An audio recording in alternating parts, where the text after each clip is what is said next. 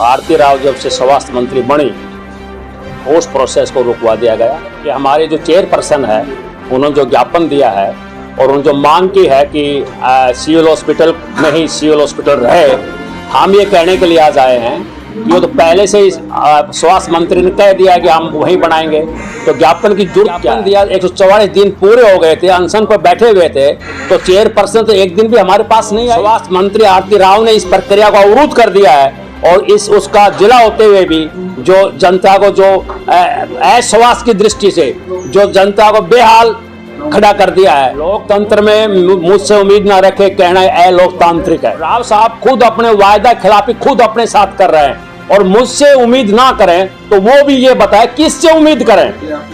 आप हमारे जनप्रतिनिधि हो, आप हमारे सांसद हो, आपकी बेटी स्वास्थ्य मंत्री है, तो हमें ये भी बताओ हम किससे उम्मीद करें। हम एक महिलाओं की पंचायत बुलाएंगे रेवाड़ी में और गांव गांव में कैंडल मार्च किए गए, गांव गांव में सभाएं की गई और महिलाओं की पंचायत बुला करके हम इस बात को आगे ले जाएंगे। हम अभी चेयर डाले हुए रखेंगे, हमने चेयर डाली 5 दिन, ऊपर लिख भी दिया विधायक लक्ष्मण सिंह की कुर्सी, वो नहीं आए और आरती राव के वहां हम गए थे मकान के ऊपर, मिलने से इनकार कर दिया और धक्के मार के पुलिस बुला करके हमको बाहर कर दिया। हमको किसी ने सुना ही नहीं है, इसलिए हम आपके पास आए हैं।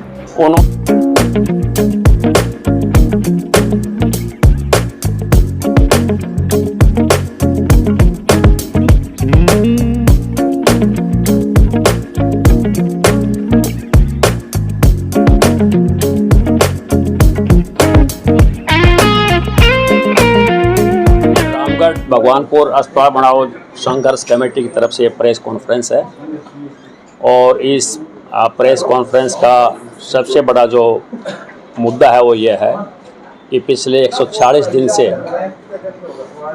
भगवानपुर के बस स्टैंड के ऊपर जिला के जो अभी तक 80 से 85 गाँव के लोग उसमें हिस्सा ले चुके हैं। जो सरकार ने NH 71 के ऊपर सिविल हॉस्पिटल और ट्रॉमा सेंटर शिफ्ट करने का जो आश्वासन दिया था उसको हमारी आरती राव जब से स्वास्थ्य मंत्री बनी उस प्रोसेस को रुकवा दिया गया। उसके विरोध में लोग जिला के लोग आंदोलन कर रहे हैं, परंतु हमारी आवाज़ को अनसुना अनदेखा किया जा रहा है, जबकि हमारी आवाज़ बहुत ही जायज़ और कानूनी और नियमानुसार है। तो आज आंदोलन को तेज़ करने के लिए ये प्रेस कॉन्फ्रेंस हमने बुलाई है और इसका दूसरा ये है कि हमारे जो चेयरपर्सन है उन्होंने जो ज्ञापन दिया है और उन्होंने जो मांग की है कि सिविल हॉस्पिटल में ही सिविल हॉस्पिटल रहे, हम ये कहने के लिए आज आए हैं कि वो तो पहले से ही स्वास्थ्य मंत्री ने कह दिया कि हम वहीं बनाएंगे, तो ज्ञापन की जरूरत क्या है। और अगर ज्ञापन की जरूरत किस आधार के ऊपर आई है और जो उन्होंने बड़े इंटेलिजेंटली शहर और देहात को जो बांटने की कोशिश की है, हम ये कहना चाहते हैं देहात भी हमारा, शहर भी हमारा, हम तमाम भाई हैं। यहाँ जन स्वास्थ्य का मुद्दा है, किसी एक व्यक्ति विशेष राजनेता के प्रति अगर वो जनता के प्रति पूर्व धारणा लेकर चल रहा है तो उस पूर्व धारणा से ग्रसित अगर हमारी जनप्रतिनिधि भी, हमारे चेयरपर्सन भी अगर चलेंगे तो कैसे भला होगा। तो इन बातों को लेकर के NH 71 भी शहर का हिस्सा है और तमाम शहर का हिस्सा है, तो सरकार बनाए इसको। इम्पोर्टेंट फैक्टर है। जब हम CM महोदय से मिले उन्होंने हमारी बात को सुना और 11 को फिर बुलाया है और ये टाइम फैक्टर इम्पोर्टेंट है। नहीं तो 140 दिन जब ज्ञापन दिया, 144 दिन पूरे हो गए थे, अनशन पर बैठे हुए थे, तो चेयरपर्सन तो एक दिन भी हमारे पास नहीं आई, उसके तो बहन भाई बैठे थे। ये 144 दिन में कैसे याद आया कि हमको ज्ञापन देना होगा। तो ज्ञापन स्वास्थ्य का उद्देश्य नहीं है, उसके पीछे वो मोटिवेटेड लोग हैं और मोटिवेटेड उस ढंग से जो स्वास्थ्य मंत्री आरती राव ने इस प्रक्रिया को अवरुद्ध कर दिया है और उसका जिला होते हुए भी जो जनता को जो अस्वास्थ्य की दृष्टि से जो जनता को बेहाल खड़ा कर दिया है, तो उनको आवाज़ तो वो उठानी चाहिए थी। 144 दिन में ज्ञापन क्यों याद आया, ये हमारी समझ से बाहर है। लोकतंत्र में मुझसे उम्मीद ना रखे कहना अलोकतांत्रिक है, ये जनप्रतिनिधि को शोभा नहीं देता है। और आज जनप्रतिनिधि ने, राव इंद्रजीत सिंह ने अनिल प्रतिनिधि से बात करके सरपंच प्रतिनिधि से जो आश्वासन दिया था कि 10 एकड़ जमीन और हॉस्पिटल की जो बातें हुई थी, वो 10 एकड़ और हॉस्पिटल की बात जो आश्वासन दिया था, जो वायदा किया था, उसका क्या हुआ? तो राव साहब खुद अपने वायदा खिलाफी खुद अपने साथ कर रहे हैं, और मुझसे उम्मीद ना करें तो वो भी ये बताए किससे उम्मीद करें। आप हमारे जनप्रतिनिधि हो, आप हमारे सांसद हो, आपकी बेटी स्वास्थ्य मंत्री है, तो हमें ये भी बताओ हम किससे उम्मीद करें? हम किसी पाकिस्तान और अमेरिका में जाकर उम्मीद करें? हम उम्मीद अपने ही प्रतिनिधियों से करेंगे। इसलिए हमने लेटर लिखा है कि आप हमसे मिलो, स्वास्थ्य मंत्री को हम आपसे बात करना चाहते हैं। वार्ता, लोकतंत्र के अंदर वार्ता के रास्ते इस मामले को सुलझाओ, और जो जन स्वास्थ्य का जो मुद्दा है इसको हल करो आप। तो 4 दिन में विभिन्न पड़ाव हो चुके हैं। महापंचायत हुई, पैदल मार्च हुआ, मानव श्रृंखला बनाई गई, धरना हुआ, अनशन है। आने वाले दिनों में हम एक महिलाओं की पंचायत बुलाएंगे रेवाड़ी में, और गांव-गांव में कैंडल मार्च किए गए, गांव-गांव में सभाएं की गई, और महिलाओं की पंचायत बुला करके हम इस बात को आगे ले जाएं।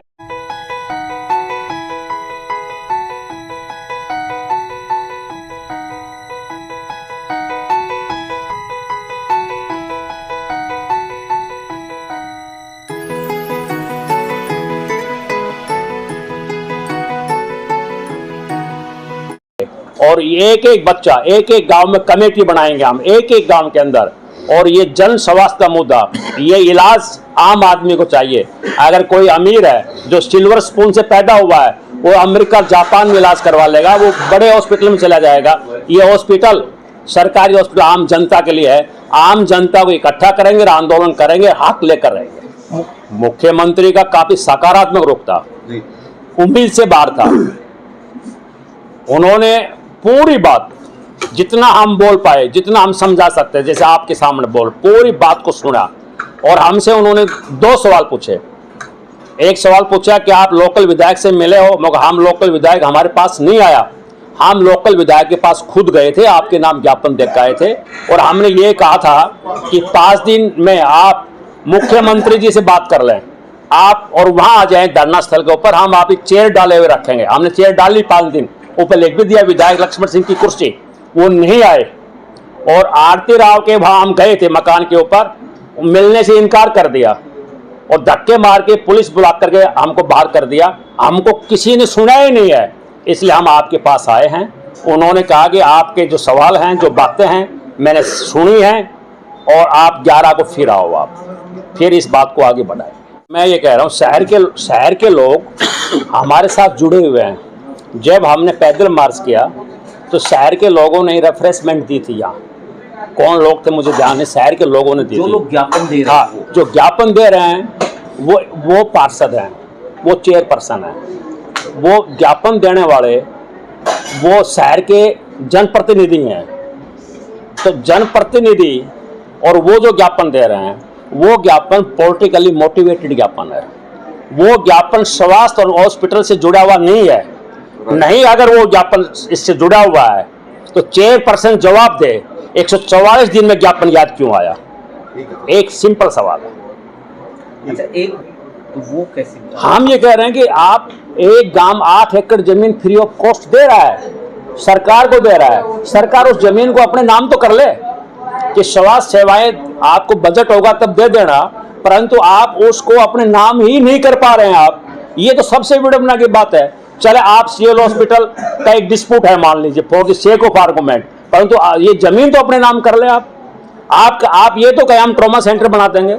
आपकी गाइडलाइन हमारे पास है, आप सभी जानते हैं, लेके चल रहे हैं आप अपने बनाए हुए रूल्स को आप लागू नहीं कर रहे हैं, और आप अहंकार दिखा रहे हैं, आप तानाशाही दिखा रहे हैं, आप डरा रहे हैं, धमका रहे हैं। ये कहाँ का न्याय है? इसलिए मैंने अपील की है आप लोगों से भी और तमाम जनता से भी, अगर हम जायज हैं तो आप हमारी सपोर्ट करें, अगर गलत है तो आप हमारे मुंह के ऊपर बताएं, हम मान लेंगे। तो माना जाए हॉस्पिटल नहीं तो ट्रॉमा सेंटर तो कम से कम होना चाहिए। कुछ तो रास्ता निकले, बातचीत का रास्ता तो आए, हम ये कह रहे हैं। ठीक है सर।